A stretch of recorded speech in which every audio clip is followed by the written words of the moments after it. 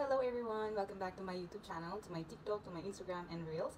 So today's video, we will discuss about what are the preparations or what should be the answer to the questions na itatanong sa inyo ng console. So I'm sharing with you the questions that they asked me during my interview. So the first time, of course, hi, how are you? And then you just respond cheerfully or be happy or something that you will make an impression na hindi ka kinakabahan. Kahit kinakabahan, ano talaga, strive natin yung harder para ma-clear yung clouds.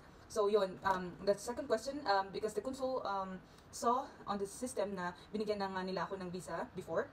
So they asked how many days or months I stayed in the US before, and tinanong nila kung kung saan ako nagstay and kung anong ginawa ko, ganun. So even they know, talagang syempre tatanong, ganun talaga din yung na impression. I mean, during the interview talagang na-realize ko na kahit alam na nila yung sagot, talagang itatanong talaga sa'yo kasi tinitignan lang talaga nila kung paano ka mag-respond.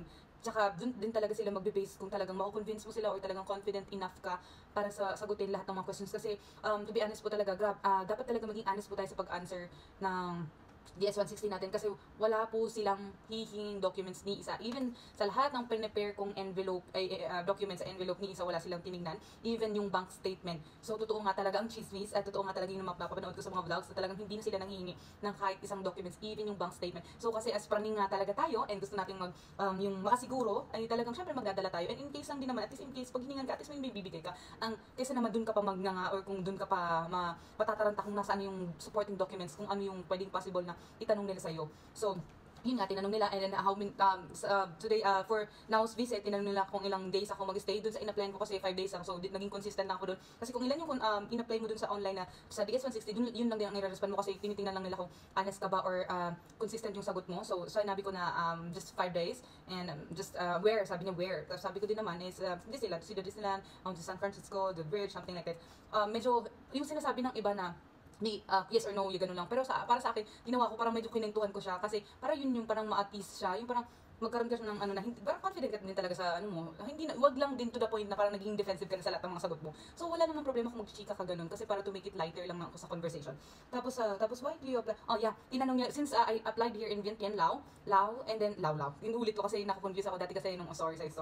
Laos ang tawag ko pero actually it's Lao pala. So why did I apply here instead of Philippines? And I said that I am working here. Tapos tinanong niya na kung ano yung work ko, and then I respond na I work in a hotel.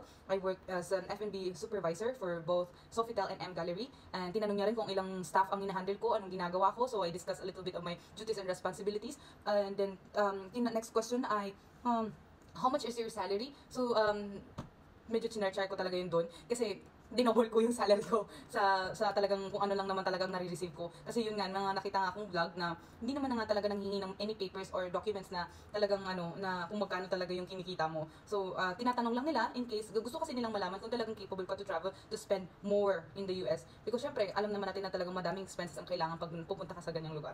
So, nilagay ko din pala dun sa sa application ko na meron akong business. So, he asked me, can you tell me about your business? Then I said about it's in the Philippines. I run a business for almost 4 years, but since I work here now, I stopped the restaurant. But I keep the place as a rental or staycation, something. Yun ang inano ko sa kanya. Hindi naman din sila nanghihingi ng supporting documents, so move on. And then I told him na sabi ko, yung parents ko yung nandun and yung sister ko. And ano pa ba? Sorry, may kodigo ako dito kasi gusto ko lang din talagang i-discuss kasi very important po talaga to. And at least magkaroon po kayo ng idea kasi mas maganda na yung prepared, mas maganda na yung alam niyo yung isasagot niyo kasi sa doon pa kayo mag-isip. Kasi as my experience, kahit na prepared ako, talagang kinakabahan ako. Kaya mas maganda pa rin talaga na may mga ideas ka sa questions and what to answer. And so yun nga, they asked me, he asked me if do I have relatives in the US, and I just responded no, and sabi niya, are you sure? You're a Filipino and everyone knows each other, I don't believe you. And then buti na lang, naisip ko agad na yes, meron na, I responded na yes, I do have a relatives there, but I don't have strong connection with them. Kasi nga, yun nga, kung kaya mo lang din naman itawid yung sarili mo at i-convince din sila, wag mo na masyadong i-discuss na may relatives ka or whatever, kung wala ka naman, kasi parang magiging red flag pa talaga yun sa inyo. Kasi if ever na may relative or friends ka, they will think na mag-i-stay ka sa kanila and mag-long stay ka, ganun. So yun, red flag sa kanila yung may relatives, or kung may relatives naman dapat may malaki silang kita, meron silang bahay, ganun. Kasi yun ang na talagang capable din sila to accommodate you when you're in your stay in the United States, ganun.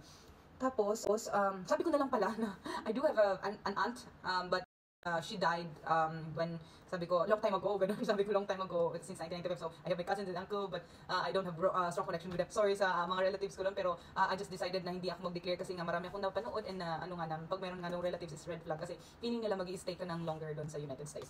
So, yun nga lang talaga yung ipoprove mo sa kanila, yung strong ties mo or kung ano talaga ay kung babalik ka ba talaga or hindi, ganun. Kasi meron silang assumptions na pag pupunta tayo alam mo naman tayo mga Pilipino, di ba? Pag pupunta ka, hindi ka na babalik, ganun. So dapat mo talaga convince mo sila. I said na yun na. And tapos ito pala, kaya nanotice ko talaga na paulit-ulit sila kasi tinanong, di ba, since are you traveling solo? Tinanong pala sa akin, are you traveling? Yes, I said yes. And tapos sabi niya, where are you going to stay in the United States? I said, book a hotel for me. And are you sure you're not gonna meet your friends? You're gonna meet your friends, something like, but he's just like, questioning me na paulit-ulit na lang at parang inaano niya ako, nililito niya lang ako. Pero sabi ko, I don't have enough time to meet them. I only have few days, so I just decided to do it alone. Ganun pa ako. So, yun lang naman po, parang wala naman, no?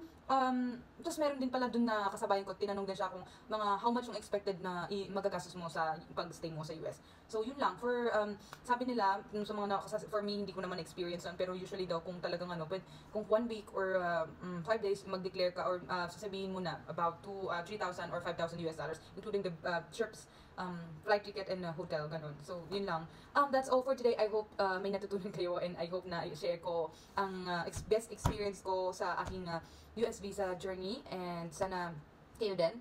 Mag-pray lang lagi bago kayo pupunta sa interview and para magkaroon kayo ng lakas ng loob, even sobrang talagang nakakakaba, pero itatawid natin yan kasi sayo yung 10,000. Diyos ko kung ma-deny, di ba? So, ayan, susu. Kaya natin to. Thank you for watching. I hope you subscribe or like and follow my social media accounts, Facebook, Reels, Instagram, TikTok. Thank you so much!